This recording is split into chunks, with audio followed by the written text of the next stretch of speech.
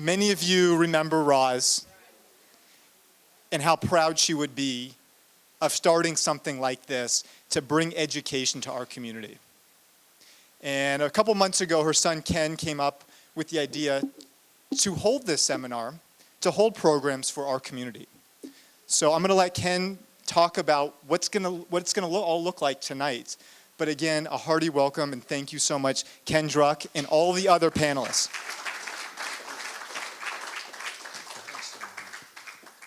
Thank you, Jonathan, and thank you all the wonderful people at Seacrest, especially my Seacrest family here.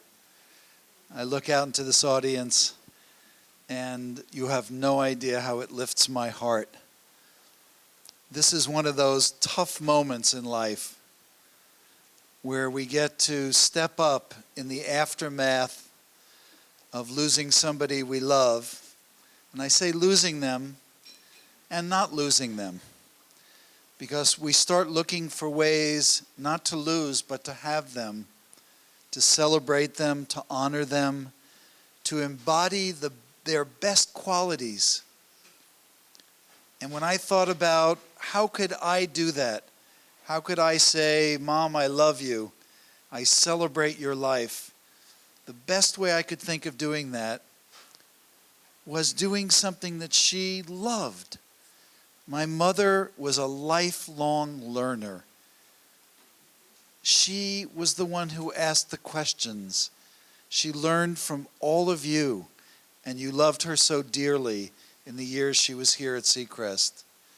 She learned from everybody. Every opportunity she had was an opportunity for learning. So in the spirit of my mother's thirst for knowledge, for wisdom, for deeper understanding and deeper connection with other people, we carry on in her name in this series. The program that we decided to start with has to do with the very fabric of our families and our communities and our people and our nation. It has to do with that bond of trust, of love, of familiarity that we have in our families. But we all know that being in a family is complicated business. It's not always easy and simple. We love each other. We spend so much time together. There's sometimes a rawness in our emotions, in long-held feelings about one another. But perhaps the greatest opportunity we have in this lifetime sits right in the heart and soul of who we are as families and in our connection as parents and as adult children. And that's where we're going to start today. The goal of this series, as Jonathan started explaining, is to face into the challenges inherent in the relationships between adult children, AC, and aging parents, and harvest the opportunities for an even more loving, understanding, satisfying, and supportive relationship between us. Tonight's program focuses specifically on developing a code, and you're all going to get to participate in this as we go. Because what we want to do is we want to walk out of here with a code of understanding. If we had to write guidelines to share with the rest of the world of how to strengthen the bonds in our relationships, what would we say? And we're going to be working towards that. And I actually have some blank pieces of paper that I'm going to be passing around, because you're going to help us write that code. We are a learning community together. That's the first thing my mother would say. She would say, hey, big shot up there with the microphone, just remember that the wisdom in this room, the experience in this room, the stories, the life stories, the hard lessons, the triumphs in this room should be shared, that we are a learning and growing community. And that's who we are. So we're going to have a chance to interact. And in a little while, I'm going to introduce you to some extraordinary friends of mine who are going to sit on a panel and help us conduct that conversation. So, aging can be, there are several things that we know, and we're going to start off as premise. Number one is that aging can be wonderful and terrible. Both are true. Much depends on the choices we make. The changes we experience as we get older are inherently challenging. So we wonder why sometimes is there discord in our relationships? Why is it important for us to gather tonight and talk about how to strengthen the bonds? Because there are some inherently challenging things that we all need to face into and as a community talk about. We're all difficult. Raise your hand if you think you're not difficult. All right? There's one person who doesn't think she's, and I happen to know her and I know she's difficult. No. In the sweetest and best of ways. So since we're all difficult, right? You came in just right on cue here. We're all difficult. But since we're all difficult, some of us more than others, there are challenges inherent, and we're going to face into those challenges tonight. The other thing we know is that there needs to be a partnership. No matter how good your intention is, no matter how smart you are and wise and experienced, unless there is a partnership between adult children and their parents, it has to be both of us meeting in the middle, making sacrifices, reaching out to understand, listening. It takes a partnership. Would you agree?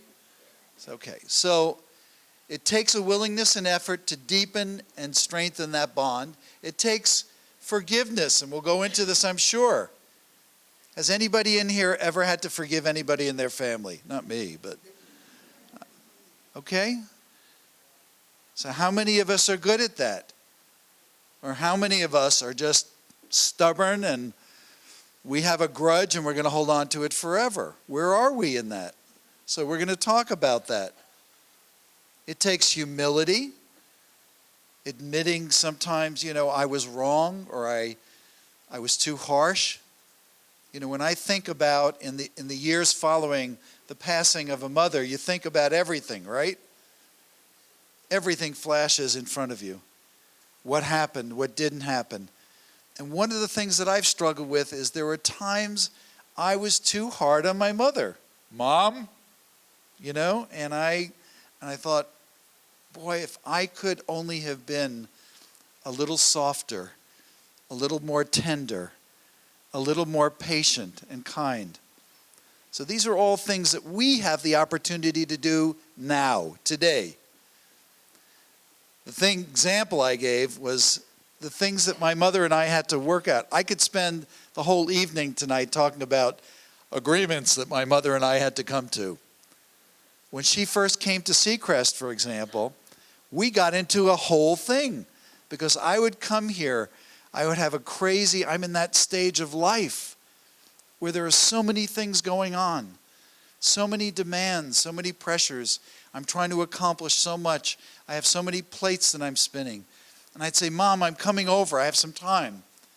And I'd come over, and every time towards the end, I'd say, Mom, I'm going to have to go now. I could see her face sinking, her eyes going down.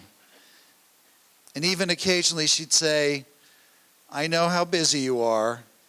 And she would even throw in a little bit of guilt once in a while. Because we're all masters of guilt, right? Like, I know you don't have that much time for me, And I would walk away after a wonderful hour and a half, and my heart would hurt. I'd get in the car, and I'd think to myself, I feel so bad. It wasn't enough. It wasn't enough time for her. I didn't give her enough. I didn't do enough. I would feel guilty, and I would feel badly. So that happened a couple of times, and then I decided, I'm going to have a talk with my mother. Mom, here's what happens to me when you say we didn't have enough time or you have to go. And because I can see it hurts you.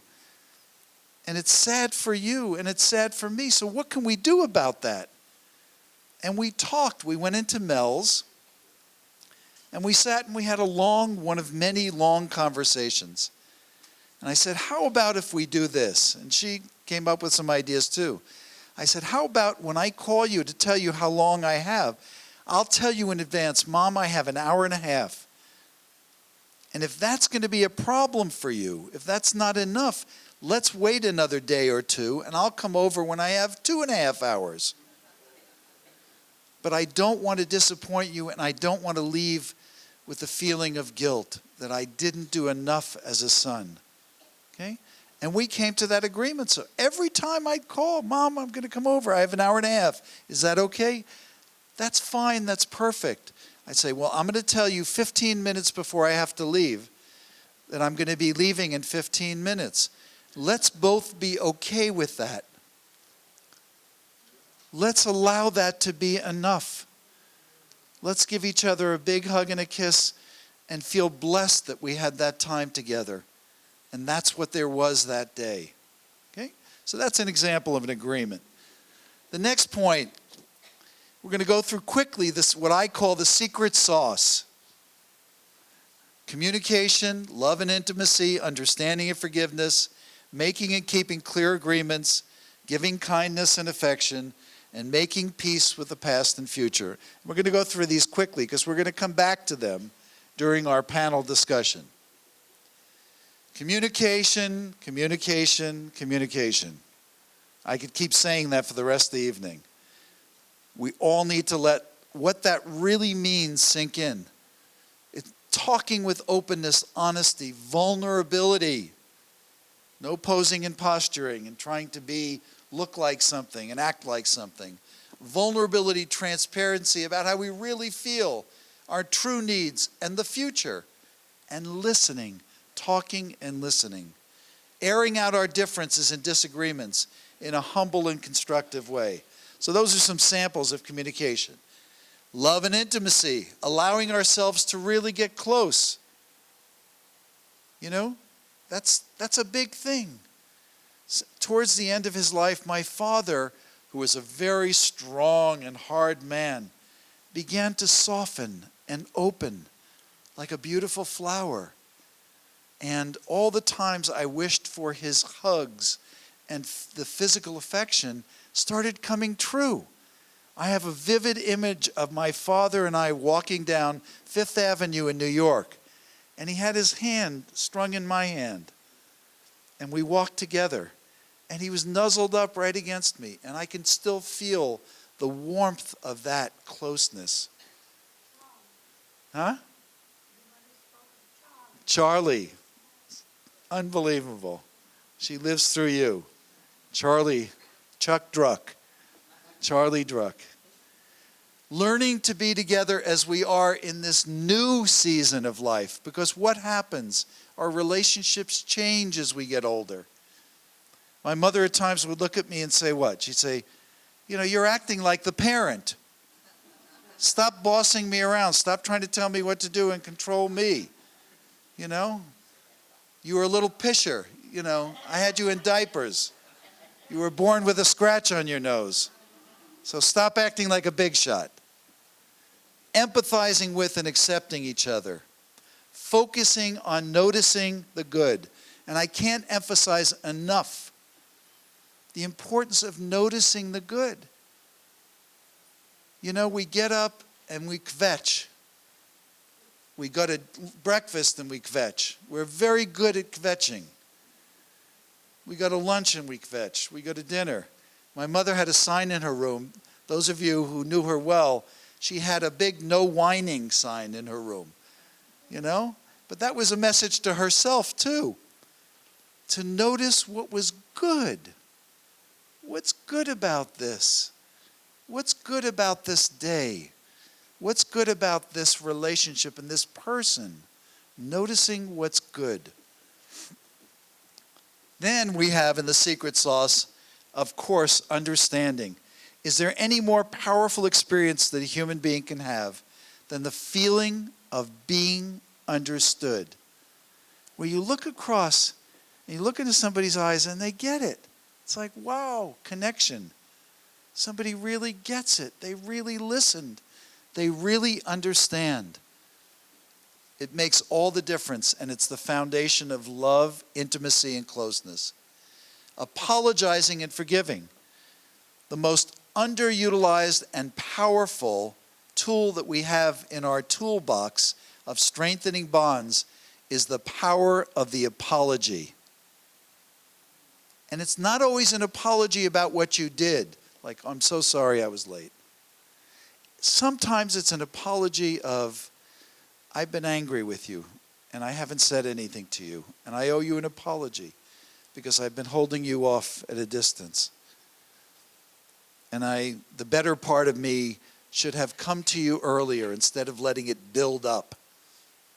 I should have come to you earlier and told you I was hurt and upset and had trusted that we could work it out. Okay? So sometimes an apology is an apology about what didn't happen, not only what happened. And letting go of grudges and resentments. Some of us have more trouble doing that. We hold on to them. It's our only defense against our own hurt feelings, is to hold on to resentments. But think about some people in your life and in your family that you could let go of some resentments with. Clear the air and clear the path for a new season of closeness and intimacy. Again, in the secret sauce, making and keeping agreements. My mother kept the agreement about me leaving. She said, all right, it's 15 minutes. We have an agreement. That's fair. You told me you had an hour and a half. It's fair.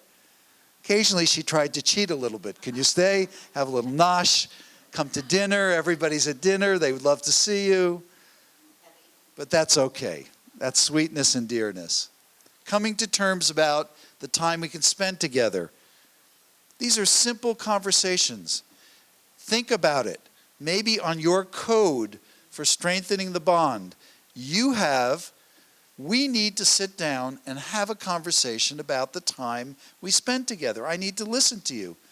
How do you like this time we spend together? Yeah, you talk too much about business, or I would like to talk more about this.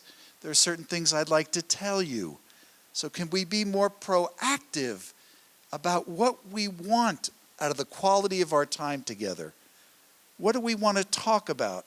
You could list the conversations that would be important to have. Conversations, agreements about things that have to be handled in our family.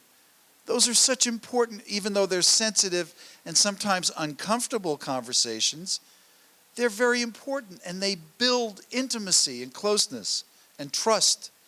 Things about relationships, finances, grandchildren, legal and health-related matters, about death itself, about the time going forward. All these conversations create a deeper bond and a stronger bond of trust and understanding.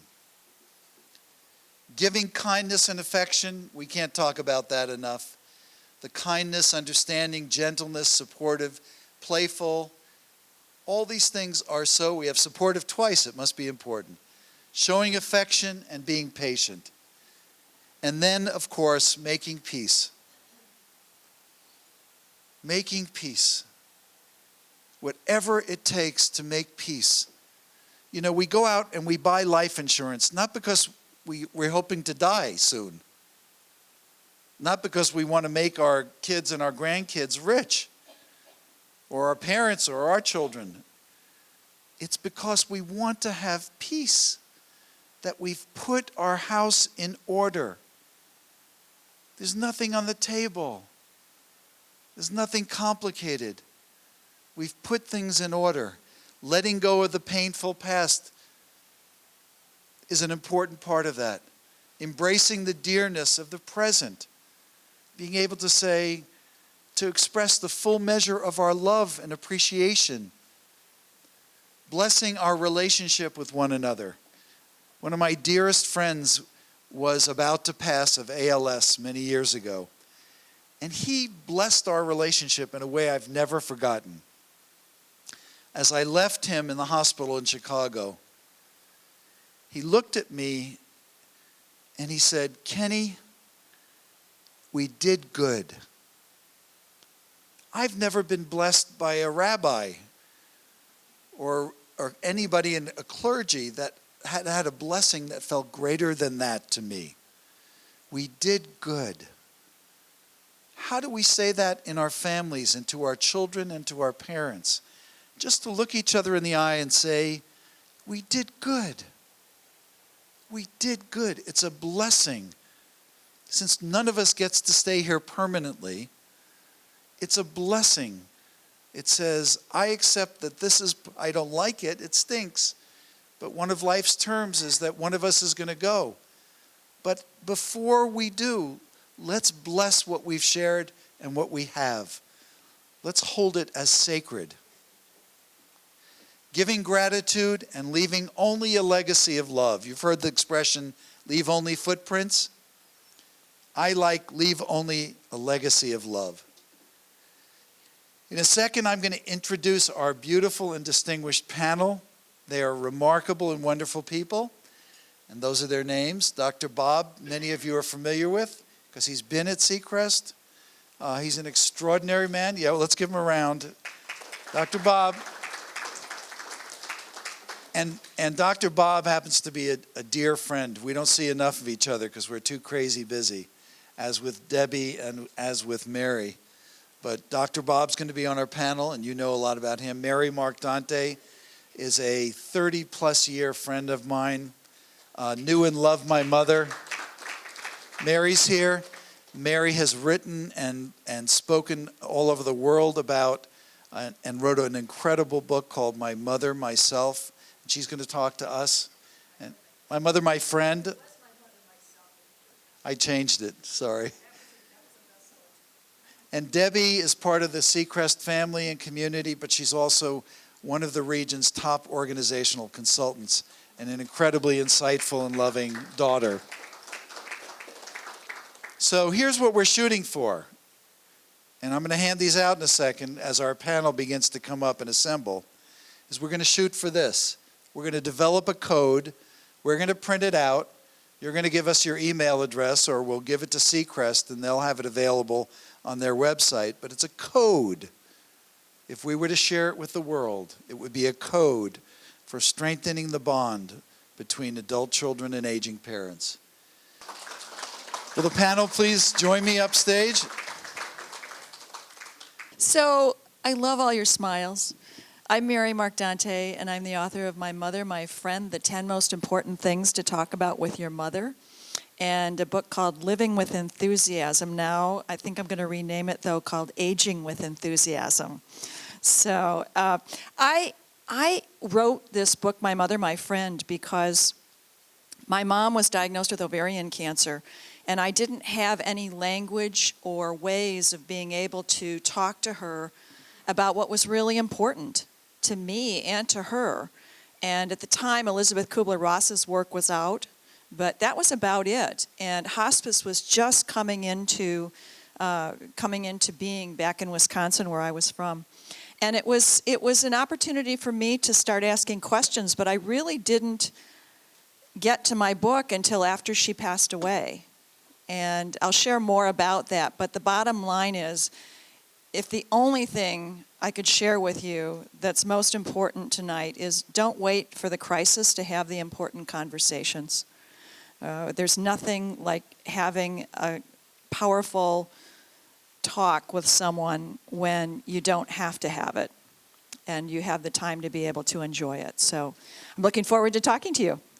Some of you I've had the pleasure of spending time with, and it's really been a joy. I'm happy to be back here with you. And I think Ken asked me to be part of this panel because he knows that kind of the heart that I have for the senior population. I had my own personal experience with my parents over the last couple of years, we were very close. I had a very close family, small family. I had one brother. And my parents followed me out. I grew up in Chicago, another Midwesterner. So I came to California a number of years ago, and after quite a long time, I finally convinced my parents to move out and be close to us. I actually had to have another child in order for them to eventually commit to doing that. And then I moved to San Diego, and they followed us down here. And we just had a wonderful, wonderful time. My father and I worked together. We had just, it was a joyful time. And then they both became ill and passed away within a year of each other in the last couple of years. And so like many others, we're part of this strange club, which is adult children orphans. And my career path has taken an interesting turn over the last several years. I was an emergency physician for 22 years. And so I spent a lot of time in emergency rooms taking care of people of all ages, but a lot of the people who were coming in were older adults. And I became very aware of how insensitively and really improperly we were caring for the senior population. And more recently, over the past several years, I moved into doing palliative care and hospice work. So I deal with a lot of people at end of life, and I deal with a lot of families who are struggling with the changes that are occurring. And I deal with a lot of adult children who wish they could have done things differently and wish that they could have had better relationships and are trying to do whatever they can to repair those relationships. And so there's a lot of angst. And so I'm really committed to trying to work with families in my new capacity as a physician who's really dealing with a lot of challenging illnesses and end-of-life scenarios, to try to do everything possible to repair those bonds while there's still time, and as much as possible help people find a way to have the most beautiful, open relationship, so they can, when it comes time for them to say goodbye to their parents or anyone in their family, they can have the same feeling that I did, which was no regrets. It's an incredibly peaceful feeling for me to be able to say that when my parents passed, I truly had no regrets about any of the things that happened in our relationship.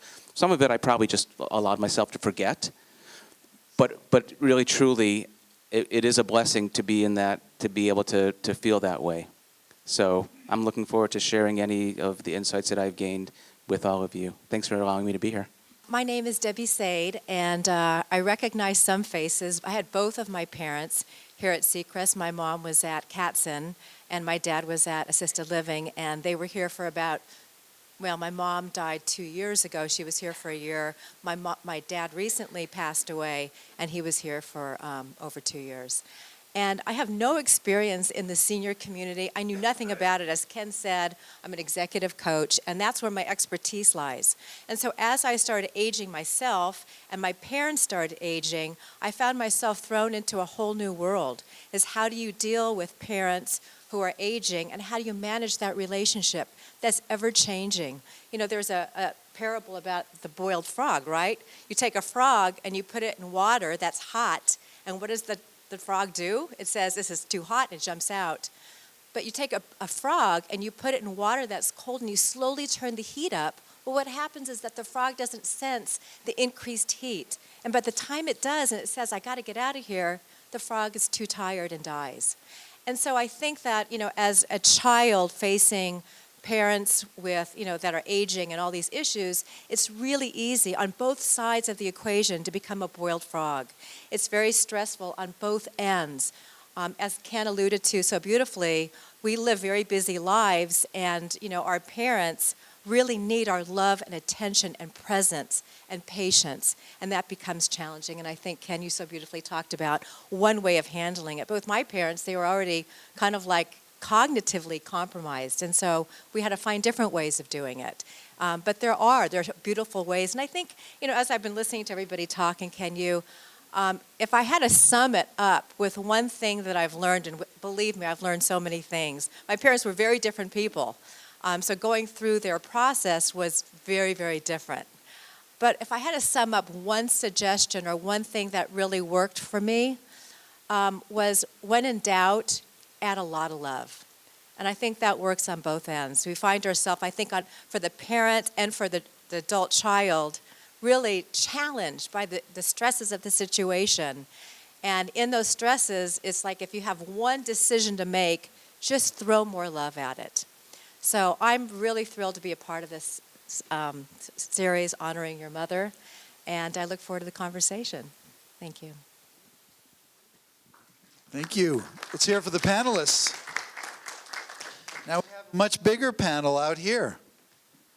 And we need to hear from some of the parents. Is that fair? We've heard from some of the adult children. And now we need to hear your questions, your thoughts, your wisdom, your concerns. So this is your talking part. Now we've been doing programs at Seacrest for a long time. And everybody has to get their engine warmed up to say something in front of the group.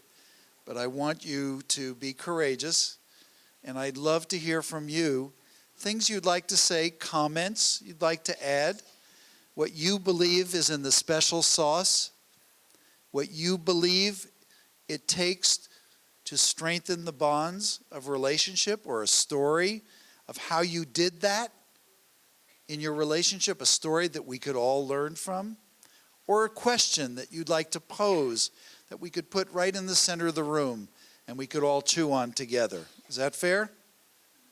Okay, so you want to start us off, Susan? Sure. Thank you. I would like to add something to the code, and that would be, besides we all feel the love, say to your parents or your children, I love you very much. I want you to know that. I want you to always remember how much you mean to me. We will have our differences, but the love that I share with you is for no one else but you. And I will leave you that in my ethical will, that you are the most important person to me, and I will love you forever. You said ethical will. How many people are familiar with the concept of an ethical? Would it be good to hear Susan explain that a little bit? Just a little bit more detail. An ethical will is, right here, an ethical will is not a legal piece of paper. It's a love piece of paper. It's what you want to leave to your loved ones, that they will remember you. It's what you want them to do with them, what you've done with the loved people in your life. You want to give them things and you want them to enjoy it. A sidestep from that is so many people feel that they want to leave the heirs, the jewelry. It's in the vault now, but they'll have it when I die because it will be in my legal will. And I want to add that I have given, and I believe everybody should, while the people are alive, to see them enjoy it. Give of yourself and of your material things to your loved ones, because that is a special feeling when you see them wearing something that meant so much to you. It strengthens another bond. The ethical will is loving now, and they'll carry that with them, and you'll see them now enjoy it. And the legal will is once you're gone, you don't see it anymore. That's beautiful. Thank you. I want to also hear from some of the parents. I want to hear, what do we need to learn? Where can we get better and smarter and more sensitive and more understanding and more forgiving? What don't we do as well as we could do as adult children? Give us some of your feedback. What could we do, please? Okay. For me, I think I myself make it difficult because I'm kind of needy. And I find that my children can't seem to make me understand that they love me. And so it's a constant battle I have within myself. And that's unfortunate, but I'm going to work on it. But that's exactly what opens the door. You just cracked the door of communication by saying, I'm struggling. You say this to your adult child. I want you to know I'm struggling with my own neediness. I wish I wasn't as needy as I am. And yeah, that's all right. We have a video of it. And I wish I wasn't so needy. And sometimes I don't like myself when I'm being too demanding of you. And I just wanted to tell you that I'm working on that. I'm a work in progress. Raise your hand if you're a work in progress. Anybody in here besides this? All right. How much does it mean if we look at somebody we love and say, with all humility, I'm a work in progress. Please understand that. Please be patient with me. I'm struggling to be the better version of me. And there are some things going on in my life. Maybe I'm feeling needy. I've been so independent my whole life, and I'm feeling needy, or I have aches and pains.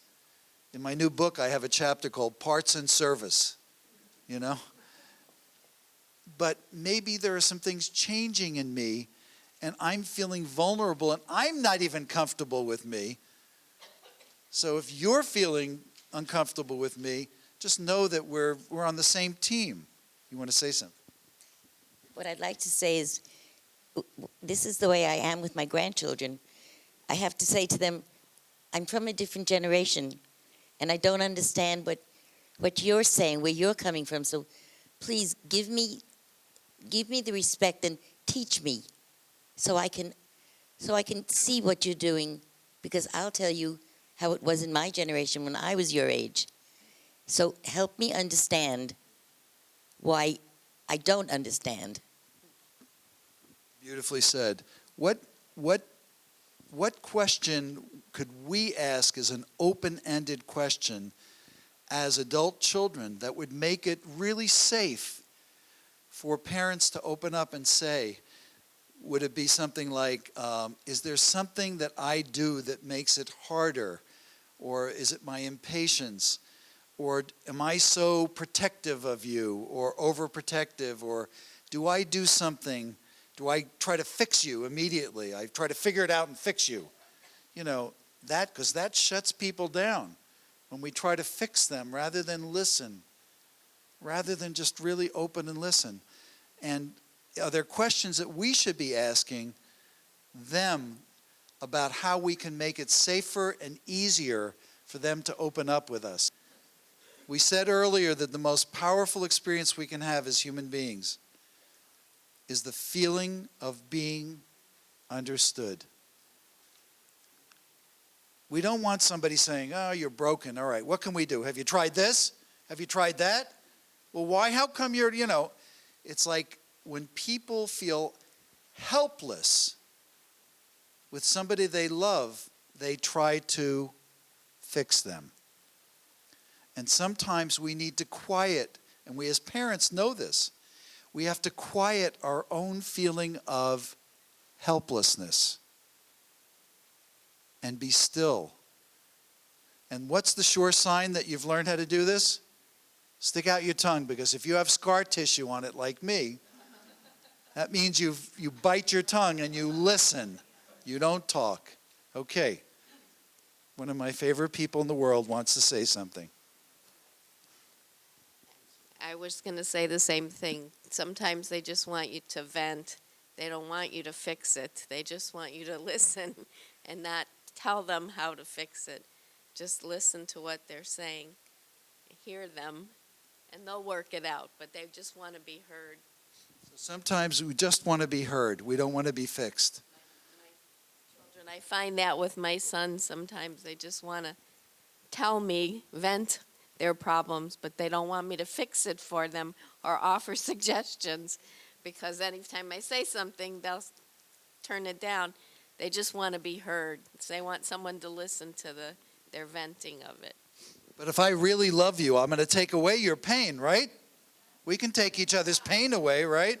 How hard do we try with somebody we love to take their pain away? And can we do it? Is it a formula for disaster to try to take somebody's pain rather than to be with them as they express what's hurting them? Does anyone have any advice for when an adult has aging parent or parents that are living in a situation at home that may be some safety issues, and the adult parent is reluctant to leave their home and go into a safer environment? Many older people want to maintain their independence, and they don't always have the best decision making as when's the time not to be independent anymore. Anybody have advice for that? Did everybody hear the question? First of all, we need, is there anybody in here volunteer that you are stubborn? Is anybody in here stubborn? Because we need some people that are stubborn. Some parents that are stubborn. Okay. So if you're stubborn, can you help me with this? This man has a wonderful question. He says, if your parents are resisting, there are safety issues at hand, and they are resisting change. They don't want to move. They don't want to change. They don't want to fuss. Leave me alone. And you're stubborn. How can they reach you? What should they do? What's your advice to them? As a stubborn person. Oh, as a stubborn, certified stubborn person. certified, okay. What would you do? What would you advise this man to do? Well, I think what happens most times with stubborn people is that we become stubborn. Each side becomes stubborn, and we want to say, but you need to move, but you're not safe. And they want to fight and say, I am safe, I can make good judgments, I'm okay. And then we start butting heads, and then it goes nowhere. So if we can say, or in your perspective, to be able to say, I love you, I'm concerned about you, I'm worried about you, let's try and figure this out together. What can we do so that you can be comfortable and I can feel comfortable, and I don't have to worry so much? Well, if you really love me, you'll just leave me alone. Let me do things my way. I'm being the consummate stubborn person. David, what do you do with the consummate stubborn person? I think then there's the added complication I haven't heard anyone address yet, but the stress between siblings in terms of negotiating these problems. So I admit, as attorneys sometimes do, I evaded your question, but I'm hoping at some point that this question get answered. Siblings. So the question is siblings. Do you guys want to take a shot at that? I have a sibling, so we had issues. And we had very different relationships with our parents, so that added to it. And all of the historical drama and narratives and everything come to the forefront. I enjoyed a better relationship with my parents, so I was more of a natural caregiver. And, you know, with my mom, my sister had a more difficult relationship, so managing my mom became very difficult with my sister. And in terms of what I learned, well, in the beginning, I just really screwed it up with her. But I think it's like everybody's got to do their own thing, their own way, and a lot of respect and tolerance and latitude. And I think I learned to do that with my sister later on, and certainly with my dad. And so if she wanted to show up or not show up or do it this way or do it that way, I'd say, beautiful. You know, that's great. Even if I thought it wasn't great, beautiful, she's showing up. You know, because I put a high price on us working as a team, because I knew energetically if we were at odds with each other, it would translate to our parents, and that would be not a good thing. And it really paid off. We enjoy a much better relationship than we did when they were alive. So I would just say put a high premium on getting along no matter what. I just wanted to get back to the question on stubbornness, though, because my mom used to say to me, your father is the most stubborn person in the world. And he was. I mean, he was super stubborn, and he didn't want to leave his house. And we kept saying, Dad, you got to move out. It's time. You know, he had brain surgery at 96. And he just absolutely refused to move out. But then my mom had health problems. And we said, okay, Dad, you know, this is your choice. You have options here. You want to stay. Our only thing is you got to be safe. And so my dad was kind of cheap and didn't like to spend money. So I'd say to him, we're going to have to spend a lot of money getting enough resource in here to make sure that you're really safe, okay? And as long as we know that you're safe, that's fine, but it's going to cost a lot of money. I don't care. Okay, he's really serious about not wanting to leave his house, and I had to honor that. You know, it really is his life and his desire to be, he was fiercely independent. And it was really the best thing that we did is giving him that gift of independence and not putting a lot of pressure on him to leave. And he accepted the help, and eventually it got to a point where he called us up and said, I can't do this anymore. He was taking care of my mom at that point. And he said, we need a move. Let's go talk to Seacrest. And that's when the move took place. So it was his choice. And I just let him kind of hit bottom, you know, with a big safety net of support. But when he moved in here, as great as Seacrest is, when you're dealing with a very stubborn person who didn't want to move here in the first place, there was a lot of complaining. I never should have left the house. I said, Dad, it was your choice.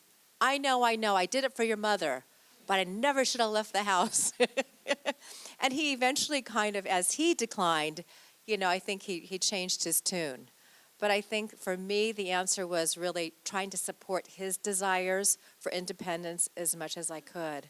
And I'll tell you one more story about his fierce independence. He lived in assisted living, and for those of you who knew him in assisted living, he was the only one in assisted living that refused to have a walker. And it wasn't because he didn't need one, it was because he refused one. I don't need a walker to walk. So it took him forever to get from point A to point B, and that's where the patience was learned. But anyhow, one day, my sister and I were really concerned about his safety. And I thought the last thing I want to do is caretake him from a broken hip. It's just not the way I want to see his end, you know, become. And so one day I said, I'm going to talk to him about it. I'm going to get him to use that walker. And he had my mom's walker in his room. I said, Dad, do me a favor. I said, you know, you're getting old. The last thing that I want you to do is fall and break a hip. So do me one big favor. You love me, right? He said, of course I love you. I said, then do me a big favor. I said, start using the walker. Everybody uses a walker here. There's nothing to be ashamed of. You can walk a lot faster, and Trudy and I don't have to worry that you're going to fall. He looks at me, he says, Debbie. I said, what? He says, I'm using the walker. I said, no, you're not. He says, I'm using the walker. I said, Dad, you're not using the walker. Everybody's using the walker. You're not using the walker. He says, come, I'm going to show you. So he walks into the bathroom, and there's the walker. And on top of the walker is his bathrobe. He says, there, I'm using the walker. And at that moment, I realized that for my dad, his pride in being independent, fiercely independent, was much more important than even his safety at that point. If he was going to fall, he's going to fall. But it was really important for me to maintain his dignity and what was important to him, his independence. I'd like to follow up a little bit on a couple of those points, one of them being the idea of, even though we as adult children in doing things that may not be as safe as we would like them to be, we really need to spend a lot of time thinking about what we want for them. What are we willing? What are we willing to ask them to give up?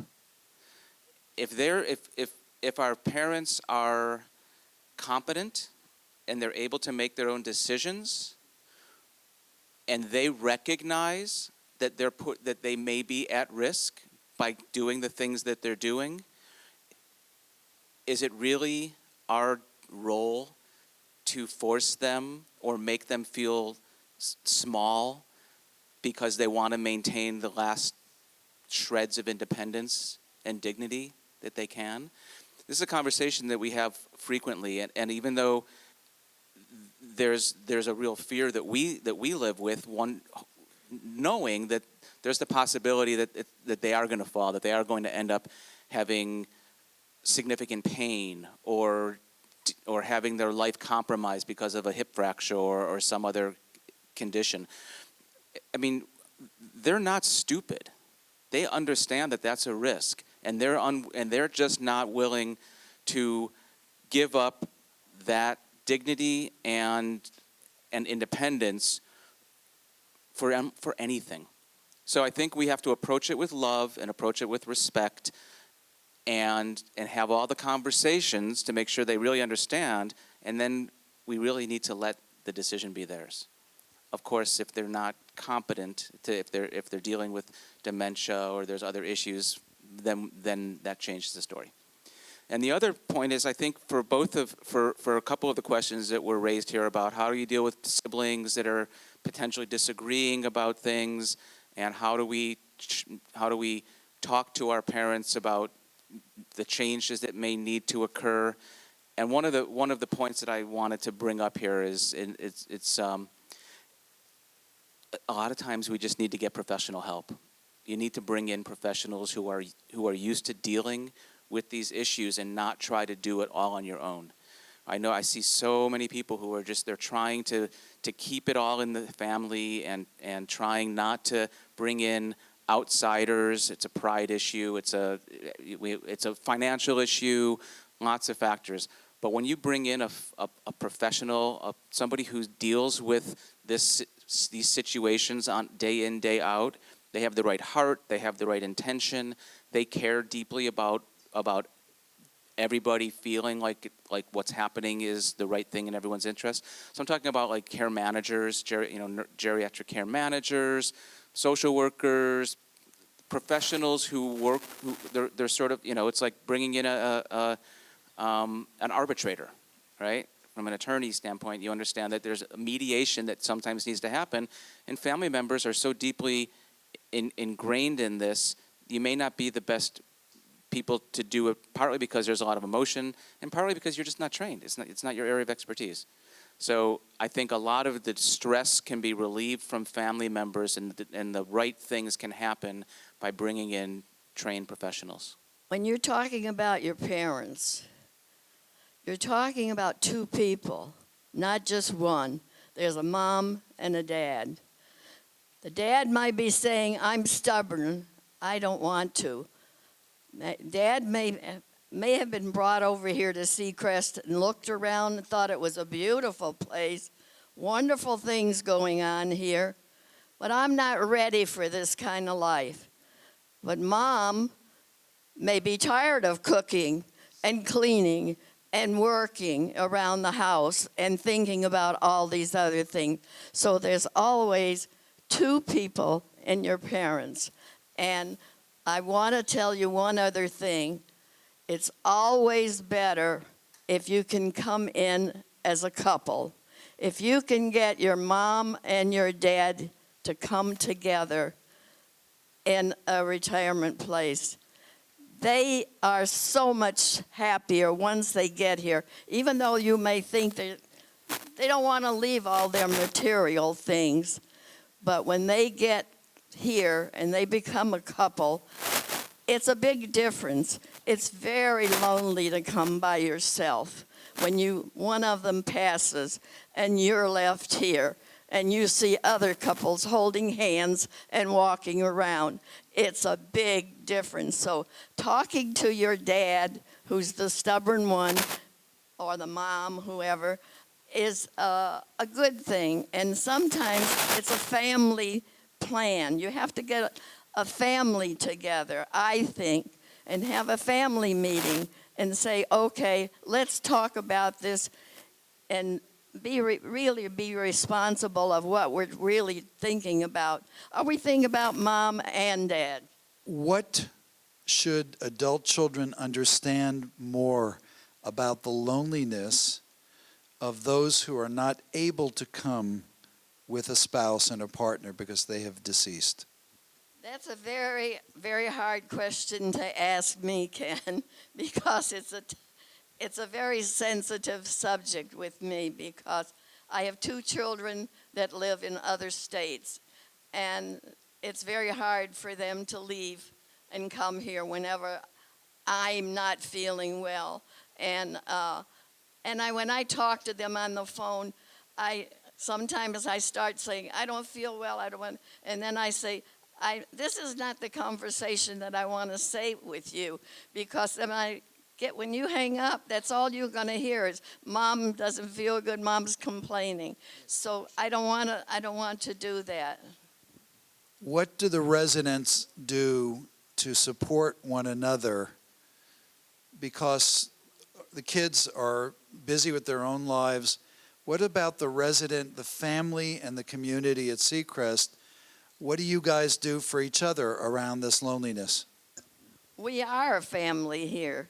We're all family. And when someone isn't at our table for dinner, we call to find out what's wrong.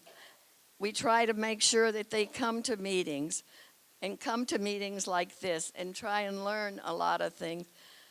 We are a close-knit family. Everybody here knows something about the other person, and I think it's a wonderful place to be. I wanted to go back to the question about, how do you get someone to talk about something that may be difficult for them, and maybe they aren't ready to have that conversation. One of the things that I found in my research, and I actually experienced with both my parents separately, is to remember that sometimes the memory, it's rolling around in there, or the conversation is there, but it's just not ready to come out yet. And I would say a phrase that I used a lot that was really helpful was, I know this may be hard to talk about, and we don't have to talk about it right now, but I have a question that's really important. And I think if we both have a chance to talk about it at some point, it's going to make our relationship even better. So I described that there was time to think about it, and that there was also a benefit in it for them. And that helped a whole lot. And with my mom, I didn't have the language to talk to her about how she felt about dying, but it was a question that was really important to me because she had really strong faith and I had shaky faith. And it was an opportunity for me to say, Mom, I know that this is hard to talk about, but how do you really feel about dying? And she looked at me and she said, Mary, I don't want to talk about that. I just want to live. And I remember thinking, what do you say to something like that? I didn't have anything to say. And then I said, okay, well, let's make a pact. If there's something on the other side, you'll come back and find a way to let me know. And she laughed and she said, what are you going to do if you die first? And I remember thinking, whoa, no, it's your mortality, not mine. But you know what? I mean, it could happen to any of us, right, at any point, and to be ready for that. And so we agreed. She said, I said, well, okay, how about if we turn a light on and off if something comes up? And she said, all right, but if you go first, make sure that you remember to turn the lights off because you know how your father hates it when we leave them on. So I think that's a really important thing. And with my father, I would often ask him questions about my mom after she had passed, and he'd say, I don't remember. But I asked the question anyway, and a week later when we'd have our weekly phone calls, and I always made a point of making sure that when I was in California and he was in Wisconsin, that we had that conversation on Saturday mornings. And it was an opportunity for him to say, I thought about what you said, and here's what I remember. So he would take the time to do that. So giving it time really helps.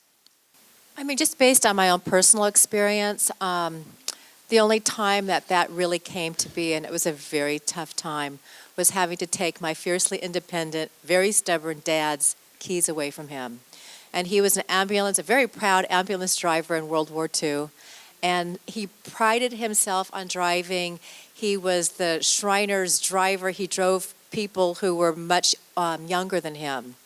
And he was a good driver, never had a ticket or an accident in his life. And so to have to go to him and say, Dad, it's time, was very, very difficult. It was met with a lot of resistance, but he had to go to the hospital for some reason, and my sister and I looked at each other and said, Dad's time. He came back, he says, where are my keys? We have them. And it was a struggle. I mean, he fought us tooth and nail, and the only thing I could say to him was, you've gone this far with a perfect record. You don't want, as part of your legacy, a really bad, tragic accident. And so we're doing it to protect all the wonderfulness that you've brought into the world with your beautiful driving. And now it's time to let other people do that for you. I think what Deb's talking about is really powerful in being able to recognize that, taking away that independence. You all know, when you made a decision to say, okay, I can't do this anymore, how hard that is, and that sometimes we need someone else to do it. And I just want to give the benefit to Dr. Bob and his work and all of the caregiving resources that he provides, because sometimes as the adult child, you can't be that person to take away those keys, and you need a third party, a third person, a caregiver or someone to team with to be able to have that conversation and allow them to do that so that you can stay in the loving place that will allow you to be the support when that change is made. So I think Well said. that's really important. And all of I interviewed thousands of people for my program and my book. And the one thing that I found over and over again was the key game changer was not being able to drive and having the keys taken away. So Yes. bravo for you. And the other thing that you did that was so great, like perfect example of being able to have that conversation, is to reinforce the benefits to them and to point out, here's what's not going to work if you don't do this, and here's what will work, the real best consequences, worst consequences. So good job. For me, I really see the main problems after someone's passing. While everyone's alive, there's kind of this idea that we can solve this even if the whole family's around the table arguing, mom's still here, dad's still here. This can be resolved just like anything in the history of our family.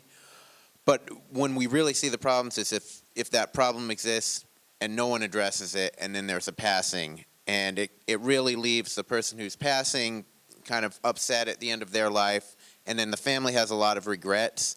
So just kind of the getting things in order, even if it's just basic plans, even if it's not an official estate plan, but just some type of consensus with the family, I think it just leaves everybody on a better plane at the end when it's hard to address these things. And just one other issue that I've heard throughout the night is this idea of complaining. And I think we all have the desire to complain, especially to people we love and people who are close to us and know us and know why we're complaining.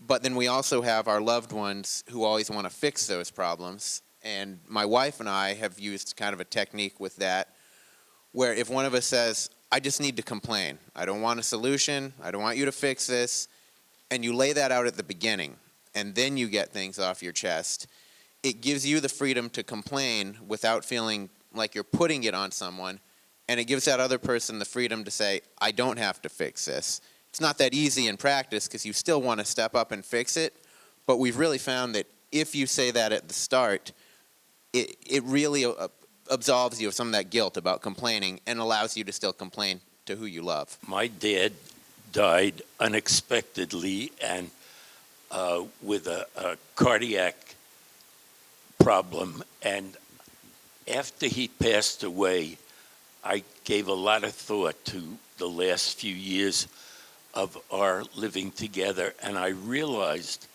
that he wanted me to spend much more time with him than I was able to because I was working full-time in a surgical practice. But if I had it all to do over again, there was no question in my mind that I would arrange to take him out once every 10 days or so for dinner. And we would have had a great time, and he would have been happier, and I would have been happier. Look at what your priorities are. If you're the adult child, what is your priority? You know that song, Cat in the Cradle and the Silver Spoon? And he says, I wish I had time to, his dad didn't have time, then he didn't have, and it's cross generations of people who have not made time. So how do we stop the buck here? Maybe we need a big alert that we need to prioritize the time to make sure that that quality time is spent and that it would mean the world to you. And I think expressing that is such a dear and sweet thing to say. I know how busy you are. Steffi and I have a code. We worked out a code. And the code is, because I'm always inviting her, I want to see her all the time.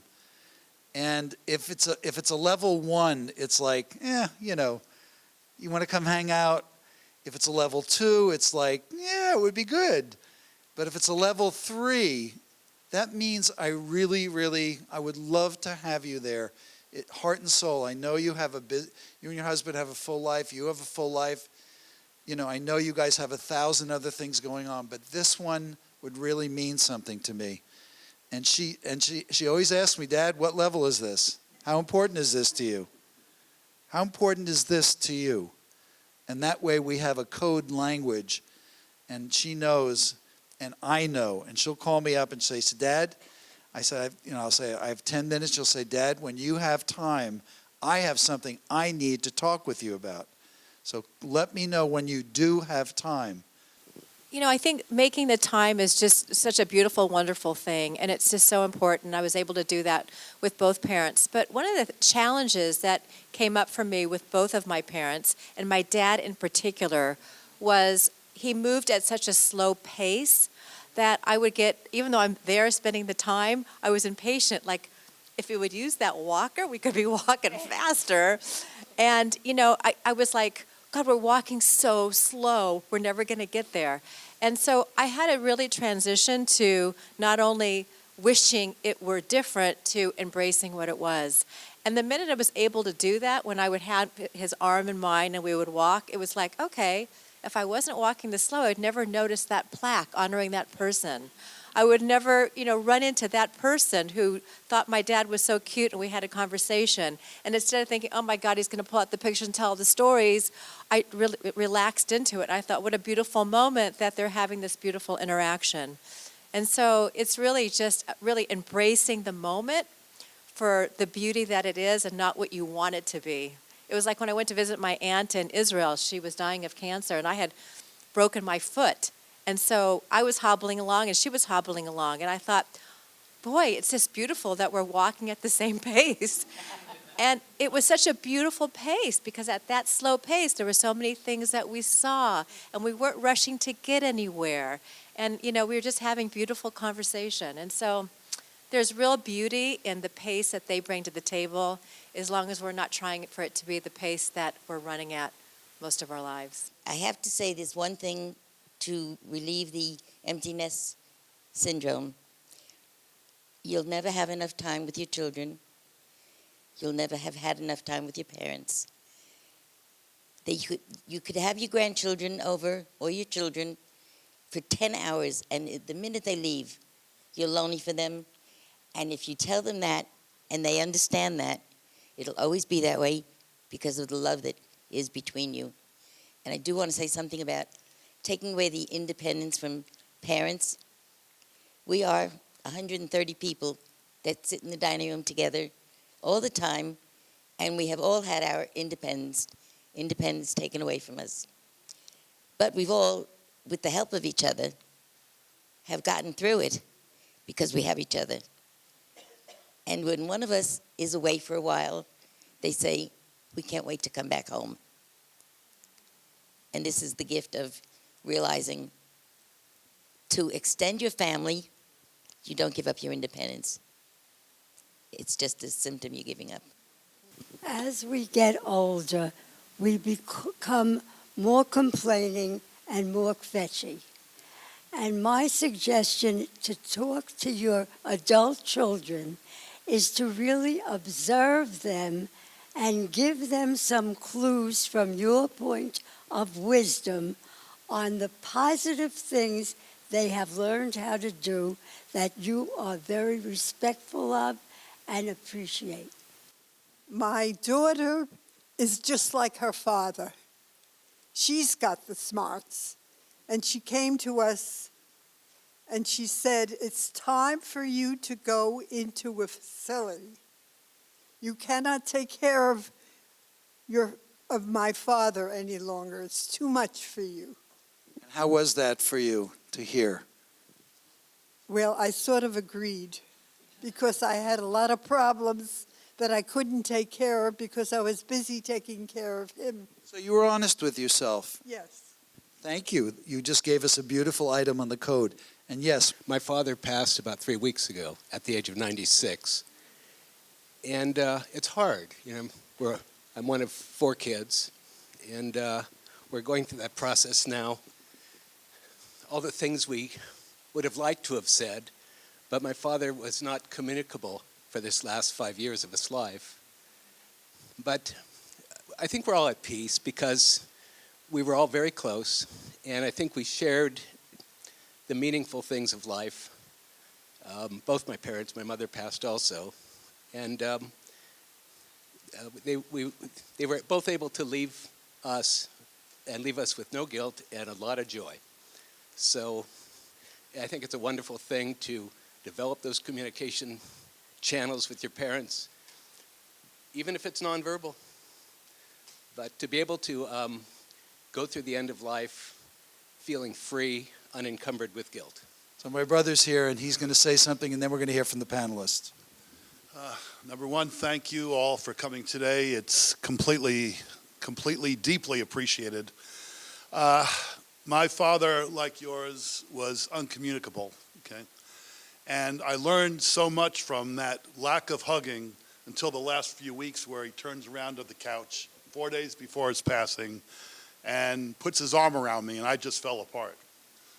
And I was never able to express how I really felt about him, which has killed me to this day from 1986.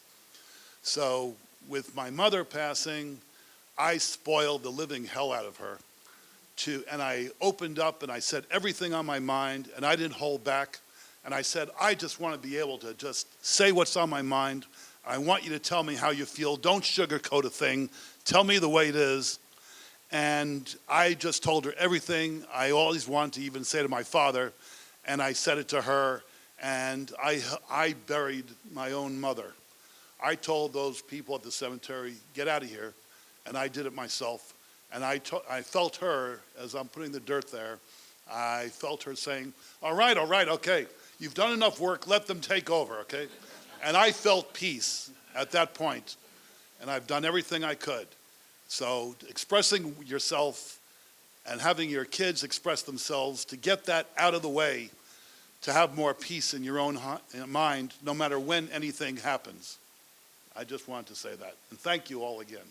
I just want to go back to what I initially started with, and that is don't wait for the crisis to have the important conversations. And that's not just the hard conversations, it's the loving conversations. And to ask yourself, what love legacy do I want to leave? Because as long as you are breathing, there is hope. There is possibility. As long as you're breathing. So here we are. Let's all take a big, deep breath. And put a big smile on your face. And remember that is the first place to start with love. I agree. I think that, like, when in doubt, just add more love, as I said in the beginning. And, part of love, I think, is looking at the person in front of you, the parent or the child, and say, what's really important to them? What do they care about? And for my parents, it was very different. My dad cared about being an independent provider. And, he was very proud of certain things. And so the way I showed love to him is I reinforced that. I said, Dad, you were the best provider. It's amazing how much money you made. And the way you're able to care for us all through our lives. And then even after your life, you're going to be caring for us in such a beautiful way. My mom didn't care about the money. She cared about shopping and looking good and having friends. And so for my mom, it was, Mom, it's amazing how they love you here. They adore you here. And you look great. That was what was important to her. So it's all an individual thing, but it's all about really bringing out what they care about.